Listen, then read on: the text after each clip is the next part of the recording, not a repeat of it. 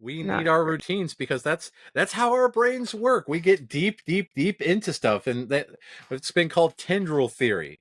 And this transition period is necessary for us and for cats because once we are so intense, and again, like with the whole cats pushing things off, every cat is a scientist checking out that reaction just to make sure it's going to happen again. This is data processing. This is how we do things. Episode 46. Cats are autistic.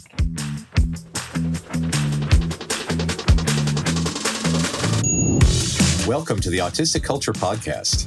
Each episode, we dive deep into autistic contributions to society and culture by introducing you to some of the world's most famous and successful autistics in history. Before we get started, a quick disclaimer on how we use the word autistic. The purpose of this show is not to diagnose the people or characters we discuss as autistic. While some may have announced being autistic, what we're really sharing here is our observation of what is representative of autistic culture. It can sometimes be difficult for autistic people to celebrate our natural tendencies and traits due to the perception of autism as a disorder that needs to be fixed, a long history of damaging medical interventions to get autistics to fit in with mainstream culture, and protective masking skills many of us have developed to try to stay safe. Whether you are autistic or just love someone who is, your hosts, Dr. Angela Lauria, the linguistic autistic, and licensed psychological practitioner Matt Lowry, welcome you to take this time to be fully immersed in the language, values, traditions, norms, and identity of Autistica.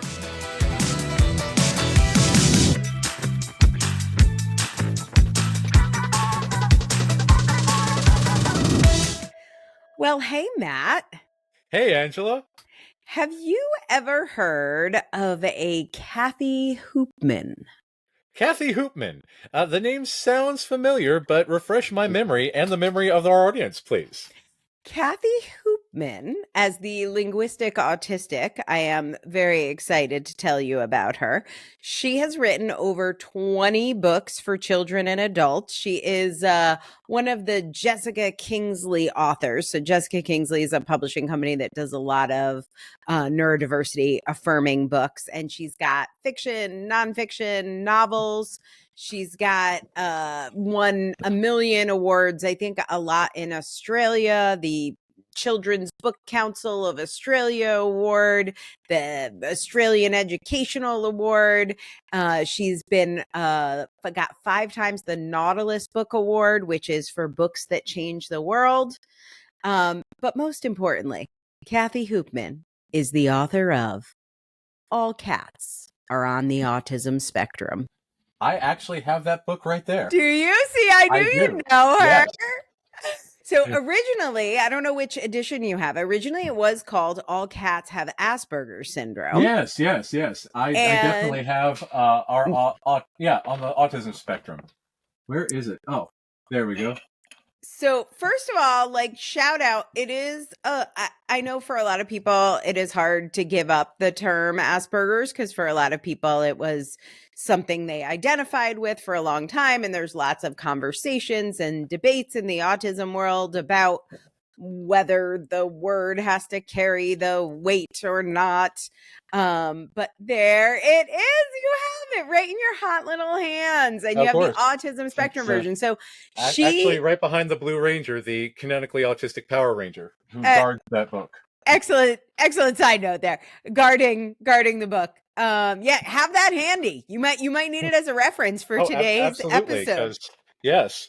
So she changed the name early, also changed some of the pronouns in the book and did some other things to make it even friendlier, which I really appreciate. She is neurotypical, but has written, there are others in the series, All Dogs Have ADHD, Owls Have Anxiety, and she does some really thoughtful work.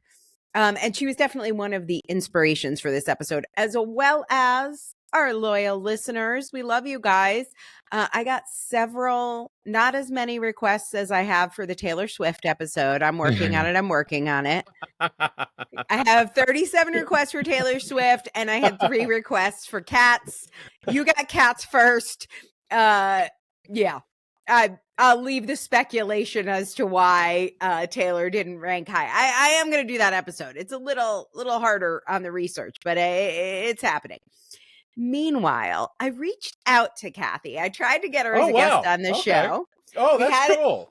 We had a really nice conversation. She did agree to be a guest, but the timing didn't work out. She's in Australia, and the timing's sort of upside down. But she sent They us, are in the future, So, she said they are in the future. She sent us best wishes, and she sent me this little quote, which I am going to have you read. I'm going to send this over in the chat, and our friend of the pod, Kathy Hoopman, says this. I love cats. I grew up on a small farm, and we always had a house cat or two that were loved and cared for, plus lots of barn cats that bred wild and kept down the mice, but definitely did not like to be cuddled. I learned that the hard way. However, as I grew older, I developed an allergy to cats, so I have not been able to own one for a very long time. Not that you ever really own a cat, of course. Cats seem to be the perfect way to introduce people to autism. They are cute, charming, individual, independent, and clever. Just like the autistics I know. It was a joy to search for just the right cat image to portray each autistic trait. I hope you all enjoy the result of my efforts, and all cats are on the autism spectrum. And indeed, every page has a picture of a cute cat doing cute cat things that we can definitely relate to.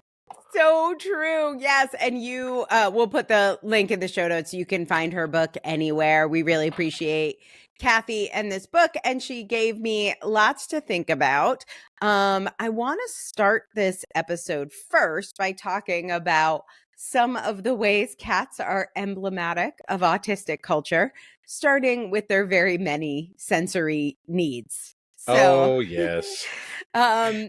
Yeah, so cats have they're a little sensory seeking. So they love a sunbeam, they love grass.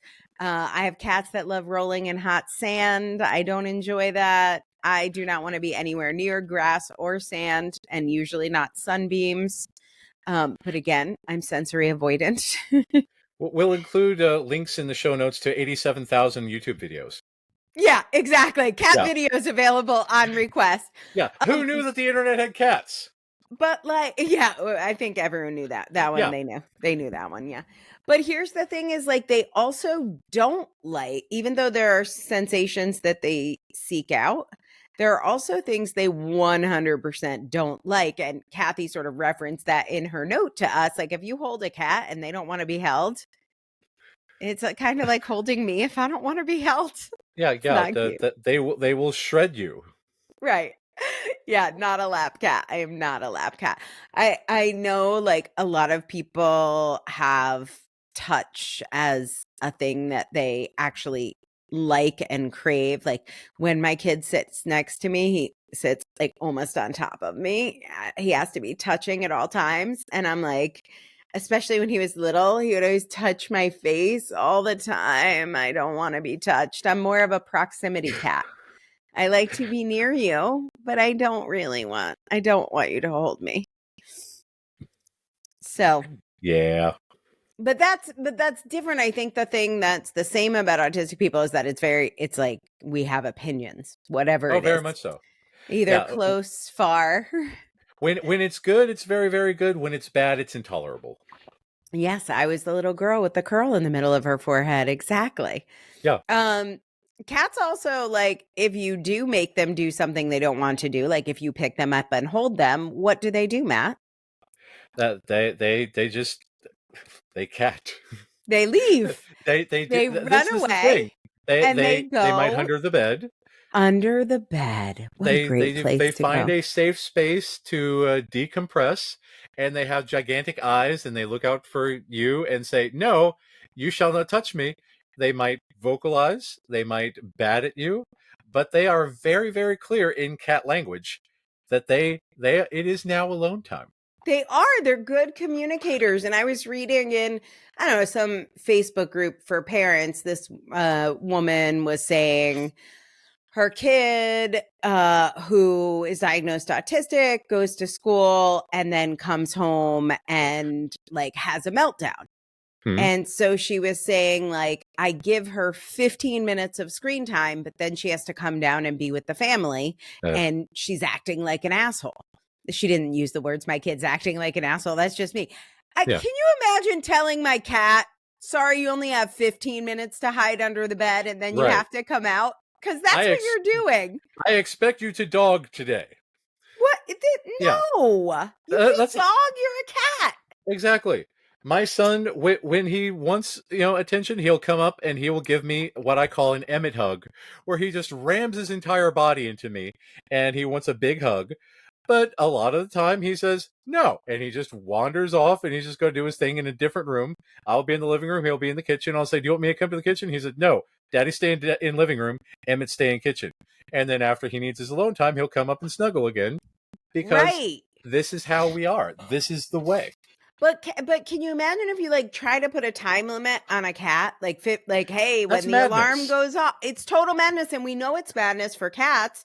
But she was like, "Well, I'm worried about screen time." I'm like, "Let's not worry about screen time. Right. Let's worry about regulation. When your child is ready, they will come out. It might be 15 minutes. I'll tell you what'll make it last longer is telling them you only have 15 minutes to regulate. Go." Yeah, because that impedes the regulation. No, I cannot regulate with a gun to my head. Silly me. Doesn't work.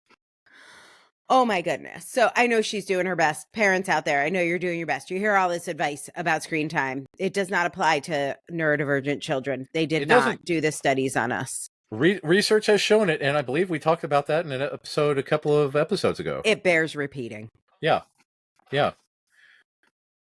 I'll have to find that. We'll put in the show notes. Also, things that cats don't like, that also I don't like, are baths and water. Yeah. Although, you know what they do like? Looking at running water forever. They do. Forever and ever. Amen. My son loves fountains, so I actually bought him a cat fountain. And he loves looking at the cat fountain. I love looking at our cat fountain. Yeah. We have one that has relaxing. Like a little flower on the top. Yes. Yeah, it's a good one. Yes. It's a good one. Yeah. It has like 6 little spigots that come out. Yeah. Uh-huh. Yeah. And then we'll talk more about this in a minute, but there are definitely food preferences. Oh, yes. And if you said to your cat, today we are having carrots, and you placed the carrots in front of your cat and you said, you will not have anything else to eat until you eat the carrots, what would the cat do? Possibly shit in your shoes. Never, ever eat the fucking carrots. Never. Nope. Not if you begged, pleaded, set a timer, promised them they'd starve to death. Nothing would make a cat eat a carrot. Nothing. And nothing is going to make your autistic friend eat anything other than what they want to eat, because it's just a no. It's not a maybe. Back in the day, I had a bunny, and then I got a black cat to go with. I had a white bunny and a black cat. And the black cat believed that the bunny was her father and wanted to do everything the bunny did, and was jealous that I gave the bunny lettuce but didn't give the cat lettuce. Oh. So I would finally give the cat some lettuce, and the cat had the most angry look on its face I had ever seen as it tried to eat the lettuce, because it demanded some lettuce, to be fair. But God, he hated, or she hated it. I don't want this lettuce, but I want the lettuce. Justice. She wanted what the bunny had, but my God, she hated it and would just like terrible just idea. Complain the entire time. So yes, that is kind of cute. This is we can't do that. If it's not edible, we cannot eat it. Right. There's not. You can't tell the cat, I will give you catnip if you eat these carrots or if you eat this lettuce. There is no bribery. There is no bribery. You cannot bribe a cat. When autistic people find a special interest, they go deep and have a lot of knowledge, even if they don't have that formal education background to go with it. If you want to capture your spin in a book, check out Angela's work at differencepress.com, differencepress.com, and find out more about becoming an author and establishing your credibility with a book. What we should do is invent a whole therapy around bribing cats to eat things they don't want to eat, and we could make billions of dollars, Matt. I'm confident it'll work. And then we could just tase the cat. We could like take a taser to the cats if they don't do what we Neurotypicals tell have them. shown that apparently that's very profitable. Yes, profitable, ineffective, but hey, if doesn't we can work make in money, the least, but boy, it makes the money.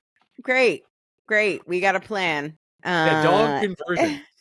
Dog conversion. We're gonna, yes, your cat will convert come cats into running to the dogs. door and barking. Can we make the cats bark? Of course, Or can we promise the parents that we can make promise anything. Okay. We'll deliver very little, but again, that's how payment works. Because who cares if things actually change as long as you get money? If we're gonna make a cat bark, I'm gonna need at least 6 hours a day. Yes, so exactly. It is going to be very expensive. 6 hours a day, 5 days a week. And if I don't get them when they're kittens, it's much harder. There's a window of opportunity. It closes. Those cats will never bark.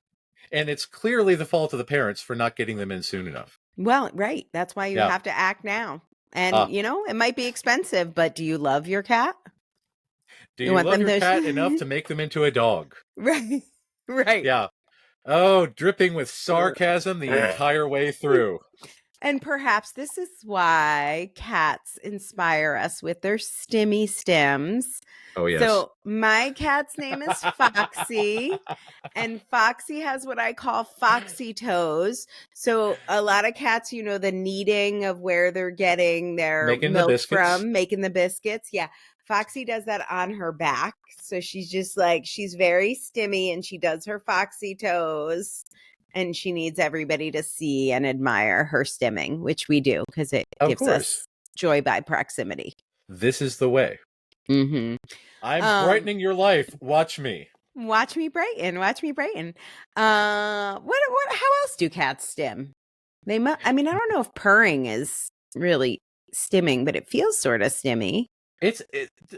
Purring is interesting in that it actually is healing for both the cat and the person being purred upon. And that is fascinating. What is it about the resonant frequency of a cat purr that induces healing? I don't know. They've actually done research, and it's a real phenomena. I want to know way, way more about this because it seems like black magic to me. Yeah. But it is, I will tell you, it's very regulating for me when a cat is purring next to me. It's like I'm tapping into their, what's that called? Co-regulating with the cat. Co-regulation, yes. Yeah. So then obviously if I'm more regulated, I'm going to be healthier because I'm not in cortisol response all the time. Absolutely. I spent 47 years basically in high cortisol results. So we're retraining. And the purring is part of retraining. How much cortisol do I need racing through my body at all times? Not as much as previously thought. No kidding. Yeah. Things I've learned over 50. So that's fun. Okay. Next up, let's talk about cats and routine. Ah, yes. Because they do love a tea time. They love a routine. I wish that Random Cat had come by now instead of in the last podcast we recorded. Oh, that's right. I have this orange tabby that comes and visits me literally every day and walks around the entire perimeter of my house, hugging the corners. And I call the cat RC for Random Cat.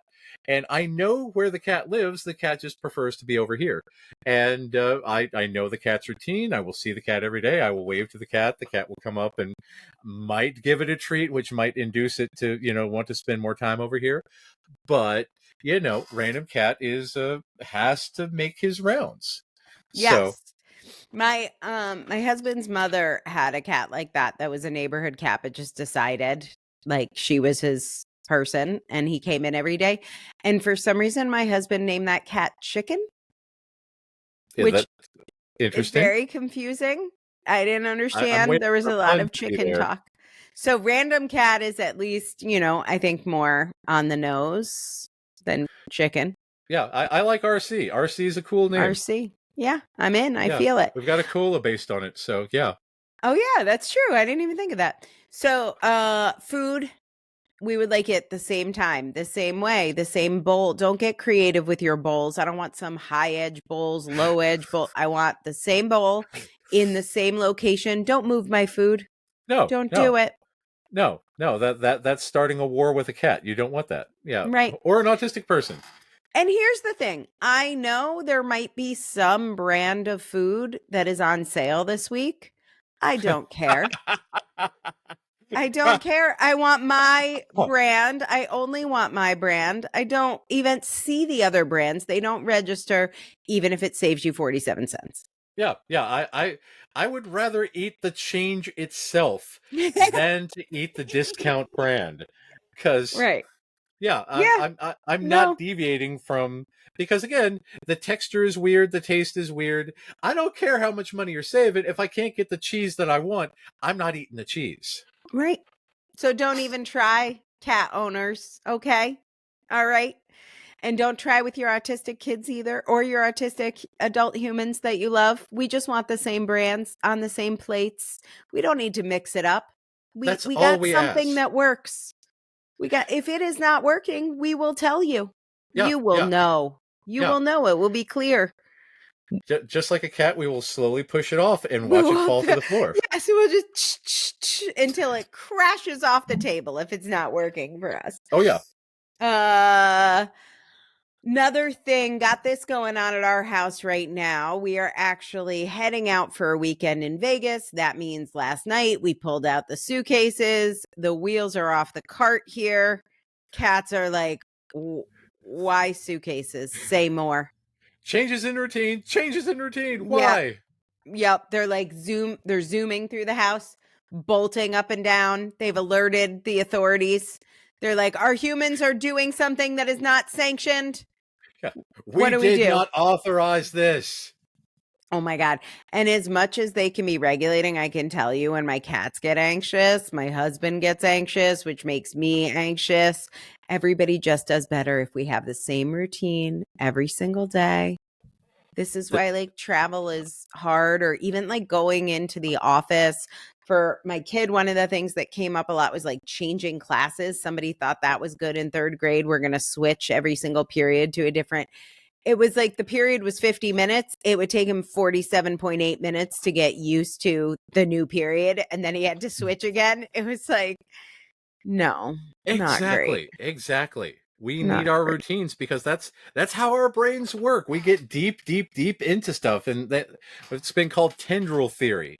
And this transition period is necessary for us and for cats, because once we are so intense, and again, like with the whole cats pushing things off, every cat is a scientist checking out that reaction just to make sure it's going to happen again. This is data processing. This is how we do things. Yeah, little experimentation. All right, next one I want to talk about is communication styles. Oh, yes. So maybe you can learn a little bit about your autistic loved one here. As you know, cats do not speak in a language that is recognizable as a language.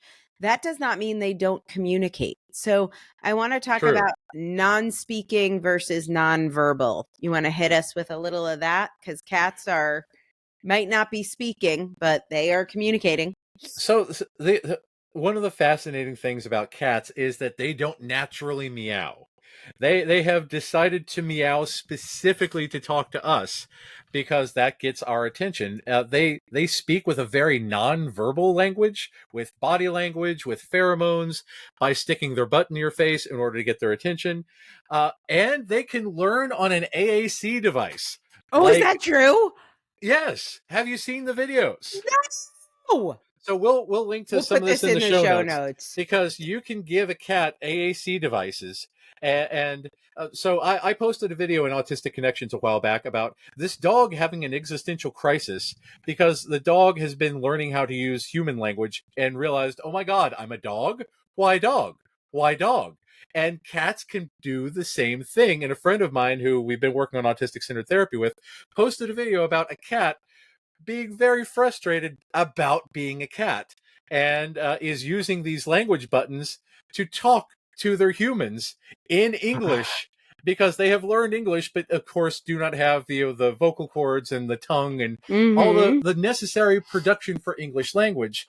But now with an AAC device, they could speak surprisingly fluently. Wow. past the point of it seeming just random of, car, cheese, eat, frog. No, that's meaningless. These are all why cat hungry, walk cat now. And Wow. yeah, so they are very, very good communicate. And again, the fact that they've learned to meow in order to get our attention or mimic our sounds, because again, I refer you to this little known, site called YouTube, where Mm. there are many, many, many cats who have learned to vocalize English words like mama or something along those lines, because they are very, very And that could be adaptive. echolalia. Yes, very much so. Yeah, exactly. I will tell you, my husband doesn't need any sort of assisted device to understand my cats. He speaks full cat. Oh, of course. I think maybe is a cat. What was happening yesterday? One of our cats was pointing her tail at me in a question mark pointed towards me. And he's like, oh, look, she's telling you, I forget what that means. Something she wants you to do something. I don't know.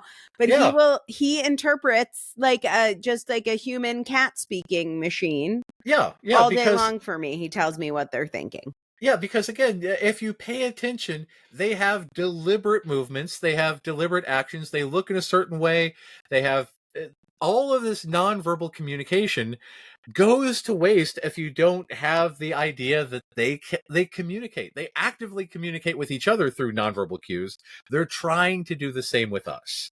And this is a big thing about non-speakers, because non-speaking does not mean non-thinking. Non-speakers often have lots and lots that they're thinking about, but again, the difficulty with humans, autistic humans in particular, who have apraxia and difficulty using speech to communicate, they're still thinking about stuff. And the world is incredibly biased against the non-speakers of the world, because for some reason we think that the ability to ramble on about nonsense is an indicator of intelligence. Right. And as we do here each week on the podcast. Yeah. For rambling on about nonsense. See us. It was one of my favorite lines from the Star Wars prequels is the ability to speak does not make you intelligent. And there are many, many people in the world who say a lot of things, but boy, they're just not thinking. So there's a lot of people who think but just don't speak. And again, cats think about a lot of stuff and they're trying desperately to communicate, but their humans may not be that great. Yeah, and for autistics that are speaking, there are different social cues that are nuanced differently, that if you take the time to get to know your cat, you'll know what their tail pointing at you, or the slow blink. When I get a slow blink, Paul tells me what that means, or the way their ears move back or forth, or their whiskers. We have all that too. It is there. You just have to get to know us. It doesn't necessarily look exactly like that, but we are giving you lots of cues. They just might not fit the neurotypical pattern your brain might be looking for. The expectations. The expectations are the killer, because as long as you expect, again, like, well, my dog speaks like this. You can't have the same expectations across, species. Right. Yeah, you have to communicate in the way that works best. So it's like, just taking that time. I know this is like a fun episode, and I do love cats, and we're going to talk about some famous cats, and I want to hear about your favorite famous cats. But I just wanted to set the scene for why cats are so great, not just to represent some things about autistic culture, but to help you see them in the world around you. Like when you see a cannoli or a cappuccino, you're like, oh, Italian American culture. Like you might not be consciously registering it, but if you see a shamrock or a clatter ring or an Aran sweater, you're like, oh, Irish culture. And what my goal with this show is that when you see a thing, like, oh, autistic culture. I get it. I know a little about autistic culture. Like for instance, our special interests. Cats, when they have a toy that is a special interest, dear sweet Jesus, can they spend hours? My cat right now is sitting on a bird. He has been sitting. It is not a real bird, my friends. It is a stuffed square of a bird, but he sits on it. He holds it. And if it goes under the couch and he can't find it, talk about an autistic meltdown. It is Yeah. not good. Yeah. My cat, one time when I was working on the sink, I had a washer left over, a little copper washer, and my cat turned into Gollum with that damn thing. And it was the precious, and it went everywhere. And I would find it out of nowhere. I would go to pick it up, and all of a sudden the cat would zoom out of nowhere to make sure that I didn't pick it up and just shoot out like lightning. And yeah, it was her favorite object in the entire world. Oh, little monotropic focus there. She's like, you Naturally. will not take my toy. Let's see. Social interaction. I have mentioned I do like leaving the house. I just don't do it very often because it's hard. Do you ever try taking your cat to the vet? That's about how often I would like to leave the house. It's not great. It's not great. Yeah. If you have a cat that likes being in the car, that's awesome. I do Yeah. not enjoy time in cars with cats. Yeah. I feel the same way. It's about like putting me into a box and trying to take me to the vet. Hissing, clawing the entire time. When will we go home? When will we go home? When will we go home? So, yeah. Yeah, cold metal table or my couch. I'm going Yeah. with my couch and Of my course. things. I can look at my things. I don't like these things here. This is my And it world. smells weird. Did anyone ever tell Yeah. you this place smells weird? Seriously. I gotta go. The heightened senses. Oh my God. Yes, absolutely. Yeah. Yeah, I can't handle those smells. So our cat, one of our cats, Miko, she does not travel well. And she has something that is called, oh God, I just forgot the name of it. It's like organ rejection, but it's not called that. Oh, I'm forgetting the man. name. But here's what it is.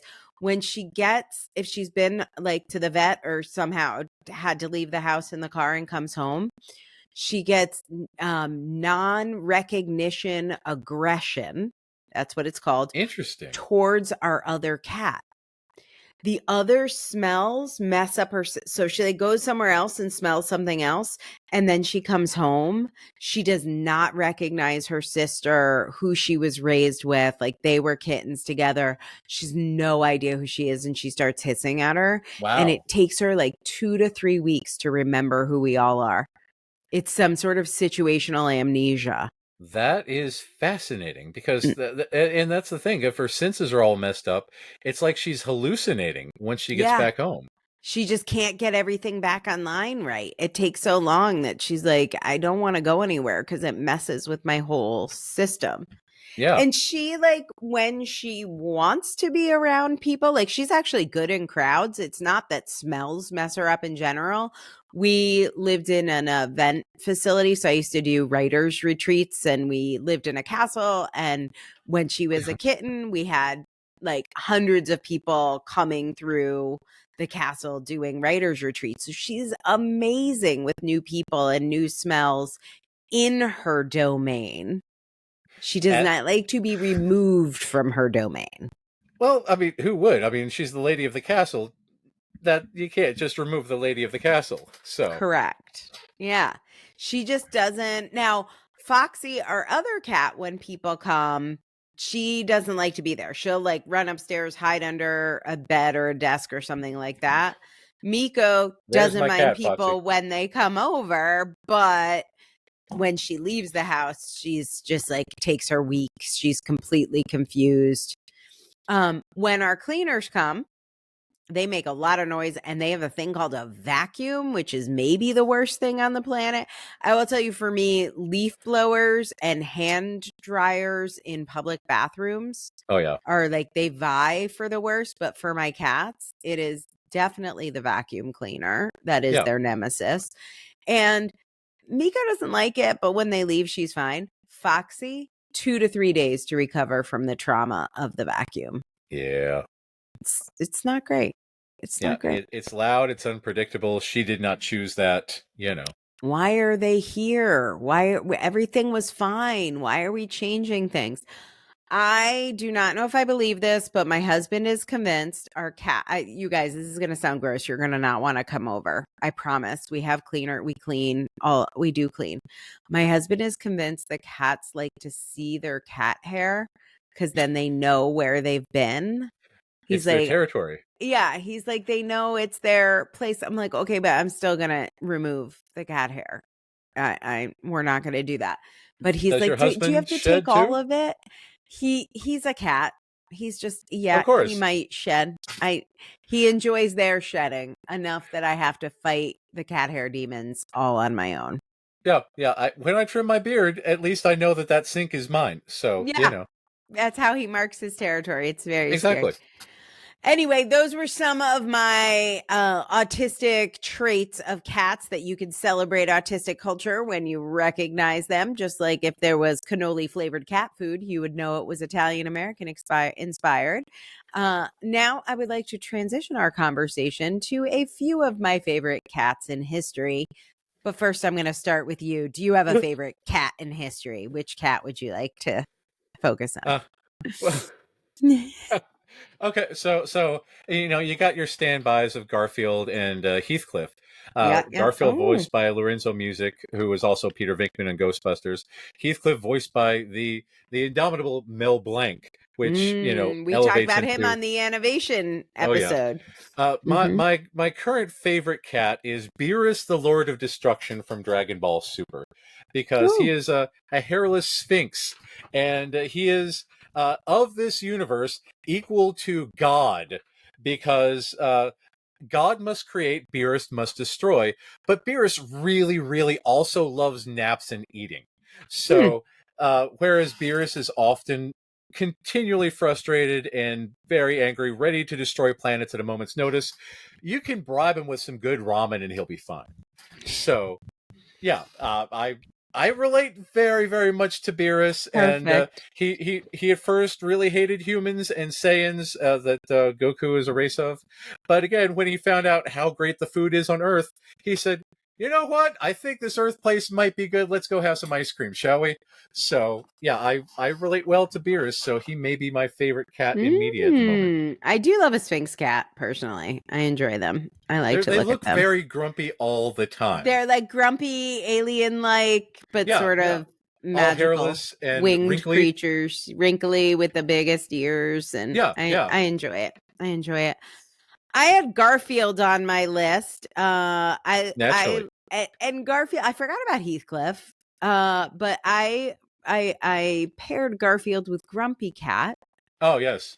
There is a certain grumpiness to those cats that I think is reflective in autistic culture.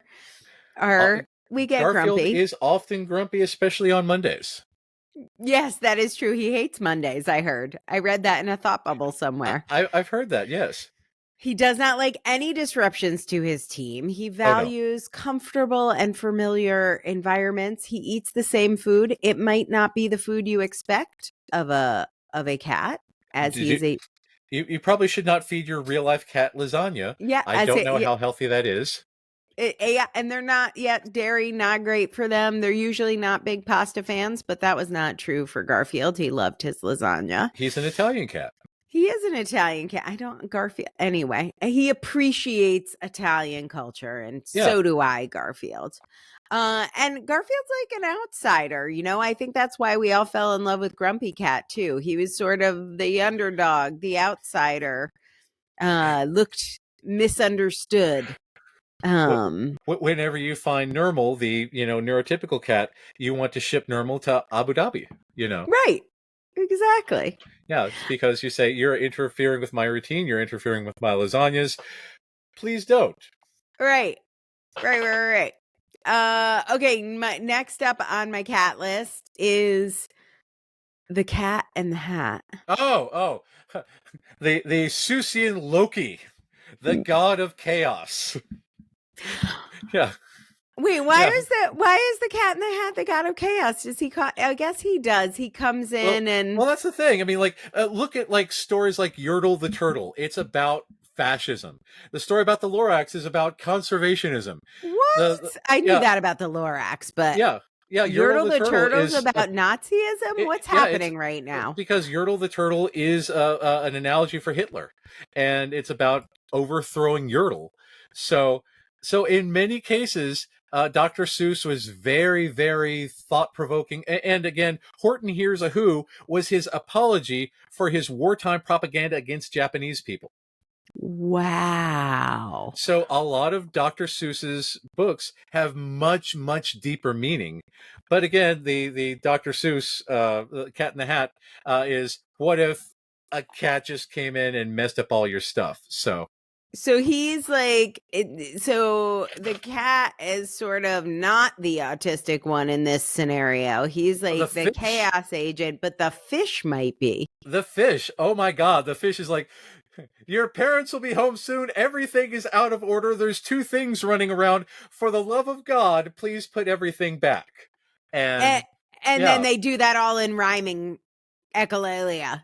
Of course, yeah. That whole conversation, which makes it even better. The fish is the agent of order. The cat is the agent of chaos. It's Batman and the Joker. It is.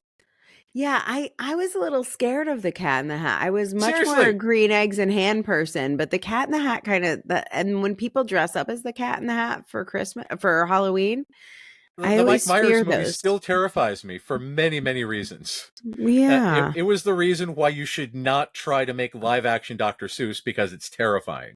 I agree with that. I don't need any live action Dr. Seuss. It's fun enough to read. Yes. So how about Hello Kitty? A couple people who requested the episode, not surprisingly women, said, you guys got to talk about a Hello Kitty. What you got there? Sanrio came out a while back and said that Hello Kitty is not a cat. Hello Kitty is a little girl. Little cosplay girl. Little girl that's into kitties, dressing up like a kitty. It's fascinating. And I like the Hello Kitty aesthetic. My son, we've got glow-in-the-dark Hello Kitty Frankenstein toys, because again, if you're part of our subscribers and you're part of our the book club, you'll know that my favorite book of all time is Frankenstein. So of course we have Frankenstein Hello Kitties. And so I have a personal history with this, because when I was teaching at UK, I was teaching about Pavlov and conditioning and everything. Oh yeah, behavioralism, all that stuff. We went through classical conditioning with.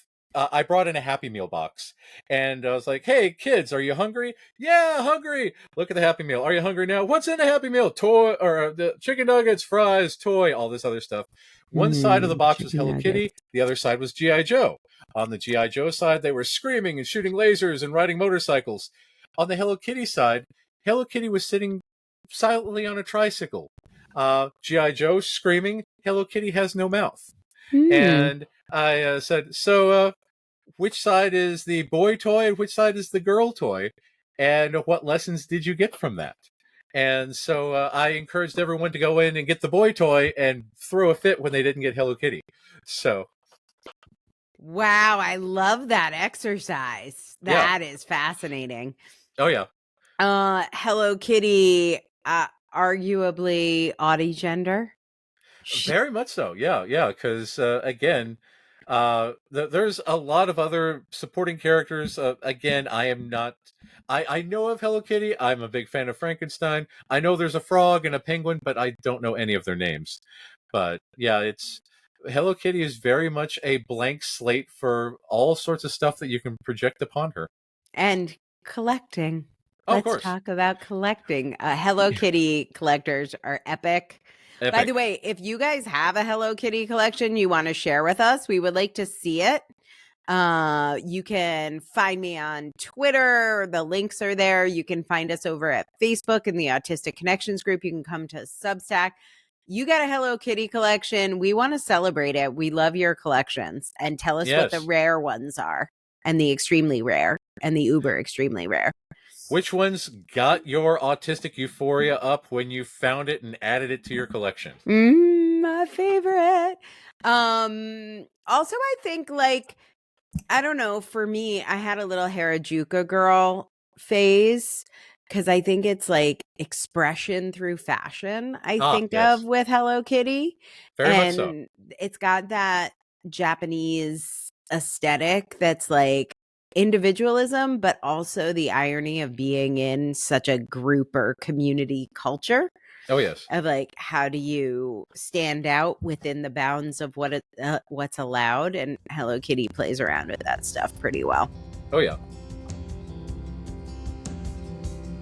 We love sharing stories of autistic culture. And if you are seeing yourself in any of these stories and you're wondering if maybe you're one of us, or maybe you're already diagnosed or self-diagnosed, and you want to know if Matt can help you live your life better and be more authentically autistic, check out his website at mattlowrylpp.com.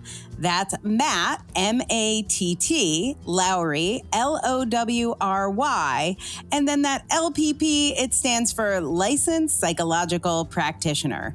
So head on over to mattlowrylpp.com and learn more about working with my buddy Matt.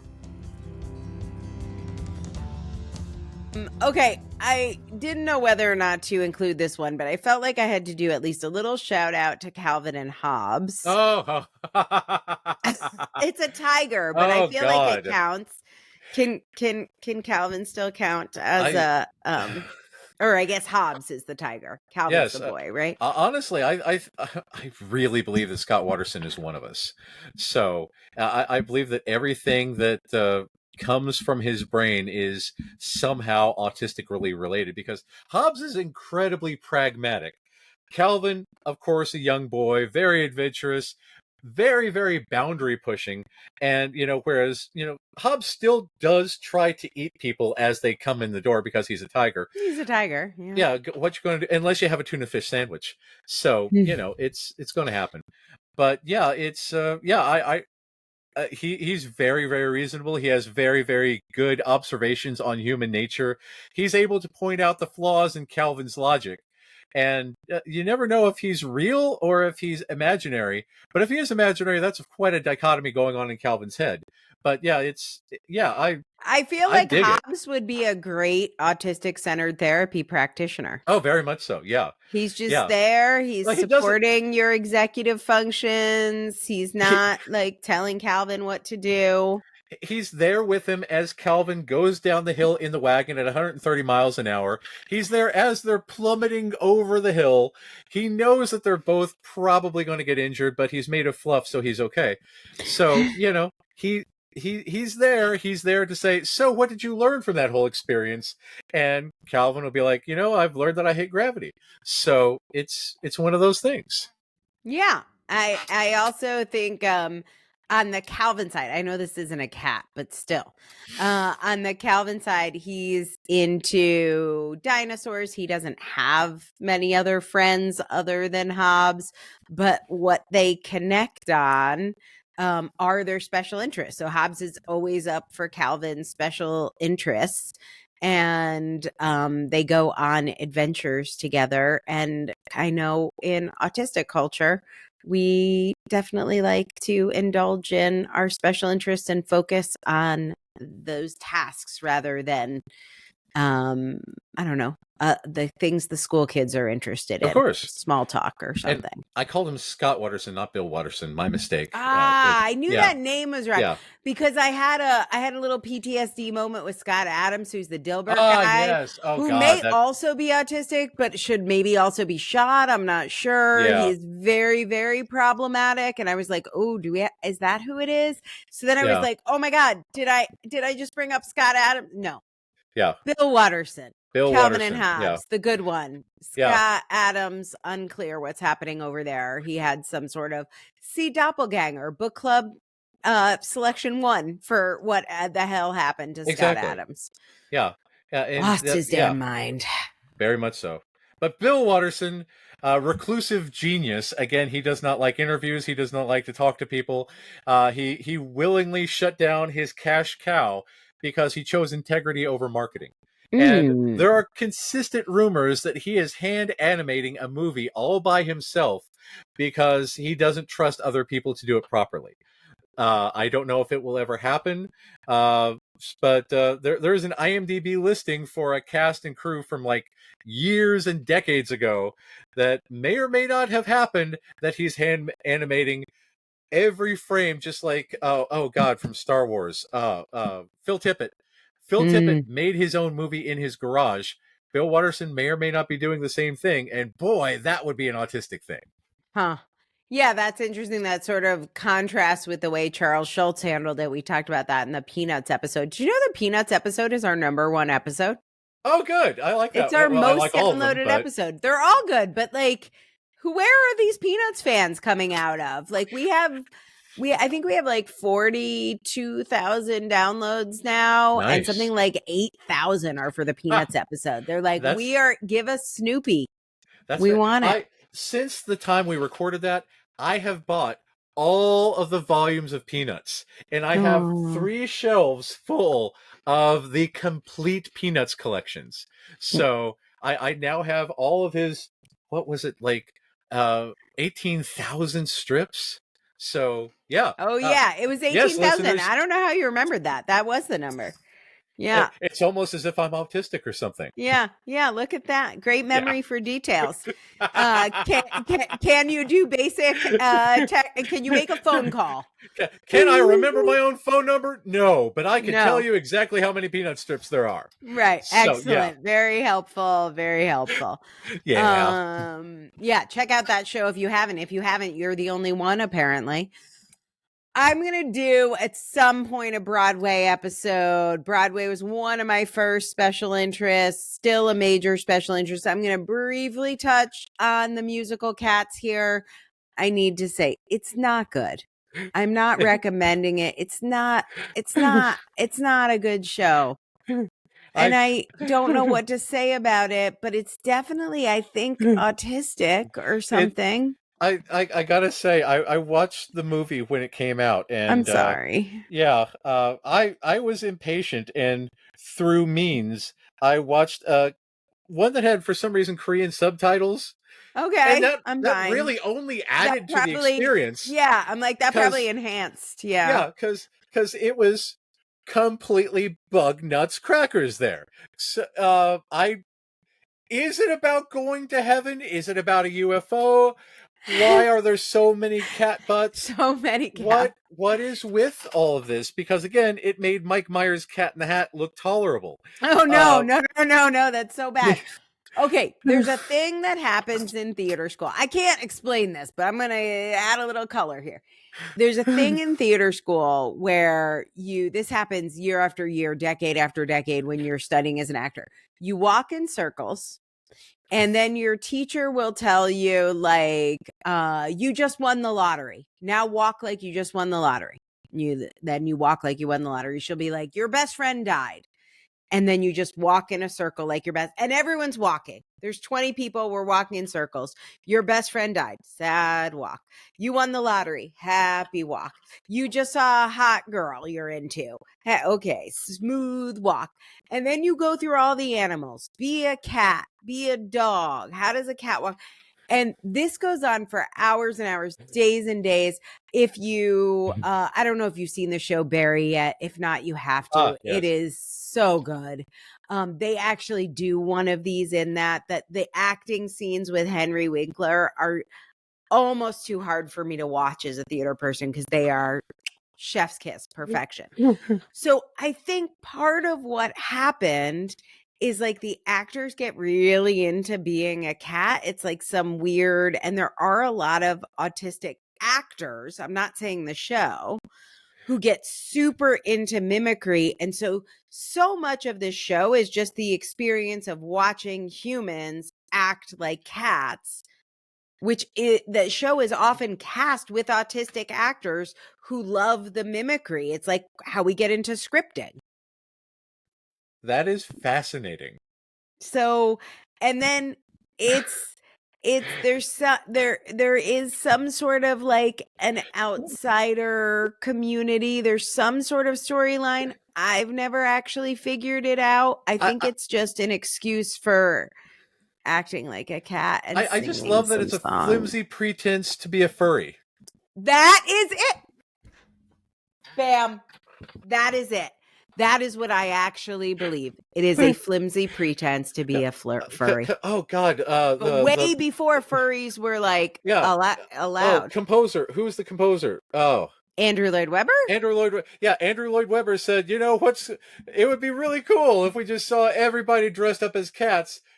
I'm going to write some bug nuts crazy musical about it. There And must be everybody's some like, flimsy yeah. premise. Yeah, exactly. The Mhm. story makes absolutely no sense at all. Nothing. So It's that not has good. to be the reason it exists, because people just want to be a cat for a while. Pretty much. I am Pretty down much. with that. That is the only rational explanation. Yeah. So I don't know what's autistic about it, but I can't do a show about cats without saying cats. Okay. Cheshire Cat, Alice in Wonderland. We gotta everything about Alice in Wonderland. Oh my God, because we Lewis have to Carroll do is an Alice in autistic. Wonderland We do, episode. really. Yeah. I'm Yeah. gonna save all of my comments on Cheshire Cat for when we do Alice in Wonderland. Yeah, that one's going to be a good one. I look forward to that. Yeah. So anyway, Matt, I just really wanted I wanted to celebrate cats, and I really wanted to use this episode to rail against ABA therapy, because maybe we don't do that enough. Yeah. So this is just really, I want you to think about cats. I usually say, because like I feel like getting into gay conversion therapy is sometimes triggering for some people. So I'm like, imagine you had a therapy that said it would make my brown eyes turn blue, but I had to spend lots of money and dedicate almost my whole life to it. Do you think that would be a smart idea? And then people think I'm just saying some bullshit that must not be true, but really ABA therapy is like trying to train cats. It's not going to happen. Yeah. Yeah. We just won't do we are not organized that way, and it's torturous to force us to do so. Yeah. We and need it a better would way. be torturous for cats as well. So we can celebrate cat culture and be like, cat's going to do what cat's going to do. They're going to run away. If they don't want you to hold them, they're going to meow. If they want something, they're going to communicate with their tail or their blinking eyes, and not necessarily the way you want them to communicate. They're going to be with you when they want to be with you and not be with you when they don't want to be with you. They're going to regulate in the ways that they regulate. They're going to do it all in their way. And if you want a happier cat, a better cat, a nicer cat, do you know what you do, Matt? What would you do if you wanted your cat to be happier? Treat them as they would like to be treated as a cat. Ooh, crazy thoughts. Fancy that.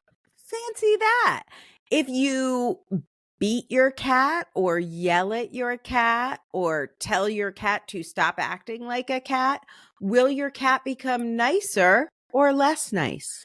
I just don't understand why anyone would get a cat if they didn't specifically want cat behavior. That's madness. That is what you will get from it. So love autistic people, love autistic culture. Do not try and fix us with your ABA BS. We don't like it. We don't want it. We just want to be the autistic humans that we are. And then we'll be so much more delightful, even when we're not delightful, because everybody has bad days and everybody acts like assholes. But we're going to do that a whole lot less if we don't feel like you're trying to change who we are every minute of the day. Exactly. Which makes us cranky. So that's what I got on cats. That is the moral of the story on cats. I want to hear the moral of your story on this week. Tell me something awesome about being autistic that you experienced this week. So we're recording this a couple of days after Halloween. And every year I give out Play-Doh for Halloween. I give out regular candy too, but the Play-Doh is always a hit. I had this one kid come by dressed as a PJ Mask of the blue one. I'm not familiar with PJ Masks, but I know of them. And this kid comes up to me, and I've got one of my decorations, I've carved those fake pumpkins, and I figured out a way to shove lamps up into them, and I have flickering flame bulbs inside, and I ordered 5 different colors: red, blue, orange, green, and purple. They look so good. This tiny kid comes up, and he's like, trick or treat, but he's looking at the pumpkins in the window the entire time, and I say, here, happy Halloween, and I expect him to be all happy about, the Play-Doh, because everybody's happy about the Play-Doh. And he said, your pumpkins have different color flames in them. I was like, yeah, they sure do. He said, how did you get your pumpkins to have different colored flames in them? And I said, well, I made them myself. Those are flame bulbs. He says, could you perhaps teach me or give me an Oh. online tutorial about how to make a pumpkin of my own. Oh. And at that point, I realized the kid is autistic. He has the accent. He is very much fixated on this. He's got the autistic body language. This is the way. And I'm like, oh my God, I really wish I could. And he said, can I go look at them? And I was like, yes, absolutely. And he went down, and the parent was trying to say, well, we've got more trick-or-treating to do. And he said I could look at the pumpkins. And he comes over, He and will he's have looking. his way. Yeah, he's looking in the window and just looking at the pumpkins and studying the pumpkins. And apparently this was like the highlight of this kid's evening. And it just delights me to no end that this kid with the monotropic focus wanted to know all of the details and everything about how to make these pumpkins, because that was just the thing that stuck with him. He didn't care about the candy. He didn't care about the Play-Doh. He wanted to learn more about these pumpkins. Oh, I love our culture. It's just like, oh, this is Such fantastic. a great culture. I need to make an online tutorial, but yeah. Aww. So I really hope that that kid and his parents are listening today, because if so, you made my night. I hope that we can give something back to you. All your Halloween stuff looks so good. It looked like there was a big party there. We went to horror movie trivia with Nice. our trivia friends. We won, obviously. Of course. But one of my favorite things was it was at a brewery where clearly the brewer, like a small local, I forget what the craft brew, whatever. Yeah. Clearly the guy who owns it is autistic, and every single beer had the most amazing artwork. And one of them was some of nugs related, chicken nuggets related. There was like a chicken nugget. You were supposed to have this with chicken nuggets, and it was like on Thanksgiving. It was a joke about how you should have chicken nuggets on Thanksgiving, and then you should drink this beer. This is the way. And I was like, he's one of us. He's one of us. So that's fantastic. That was my favorite part. But I'm glad you had a great Halloween. I had a great Halloween. You are listening to this sometime in December. So, or maybe whenever, because it's a podcast. So tell us what's going on in your world. You can subscribe over on Substack. If you are intimidated by Substack, do not feel badly about that. Track us down somewhere else. In the show notes, wherever you're listening to this podcast, you'll find all of our contact info. So you can find Matt at Matt Lowry LPP. You can find the Autistic Connections Facebook group if you are comfortable with Facebook. You can look up the Autistic Culture Podcast on Twitter. We have a community there. Track us down. I'm the linguistic autistic on TikTok. Find us somewhere. We will help you get into our Substack community. It asks for an email, but it is not required. Every episode is free. We want you there. We want you to hear this, and we want other people to find it, which means I have to do this weird thing and beg you to write a review or tell someone about the show. It helps people find it. So hit that bell, mash that button, whatever platform we're on, or however do it. Get it. Follow, like and subscribe. We don't know what the hell we're saying. Do something or don't do something. We love you anyway. Bye, everyone. Have a good one. Thanks for listening to the Autistic Culture Podcast. If you like this show, you can help other people find it by taking a few minutes to rate and review on Spotify or Apple Podcasts. You can find out more about writing your book with me at differencepress.com. That's difference, DIFFERENCE, press, PRESS.com. Or getting a psychological evaluation or consult with me at www.mattlowrylpp.com. That's MATT, Matt Lowry, LOWRY, LPP, as in licensed psychological practitioner.com. We hope you enjoyed today's episode. And remember, no one ever changed the world by being like everyone else.